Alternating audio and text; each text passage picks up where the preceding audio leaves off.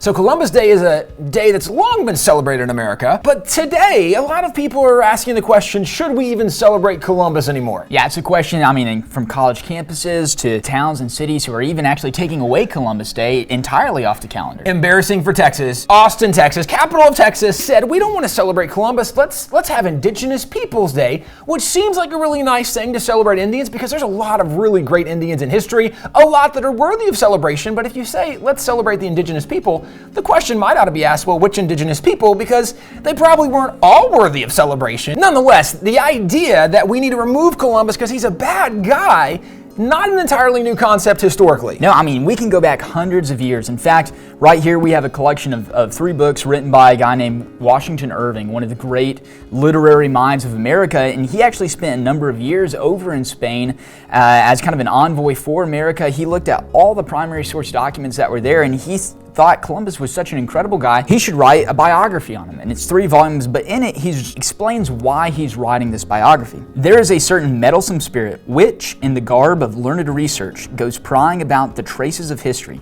casting down its monuments and marring and mutilating its fairest trophies. Care should be taken to vindicate great names from such pernicious erudition. And he says, look, this is a vindication of Columbus because so many people are saying Columbus isn't a guy that's worth celebrating, but the facts, history, says otherwise. Well, and the idea that we're going to tear down the monuments of people we don't like, of people who maybe did bad things, and although historically there are some people that probably aren't worthy of celebration, the question is, was Columbus a villain or was in fact he a hero? Maybe somewhere in between. The thing is today most people don't know anything about Columbus really. Kind of the one phrase everybody knows, right? It's like in 1492, Columbus did something. Well, right? He sailed the ocean blue, right? That's what it was. He sailed the ocean blue, but if he's a villain, was he a villain on that voyage or were there more voyages? Like how many did he really take? And was he a villain on all the voyages he took or was there a specific voyage? We just don't even know enough historically to know was he in fact a hero or a villain. So we're going to spend a little time going through and studying Columbus, finding out is this a guy worth celebrating or should we tear down his statue too?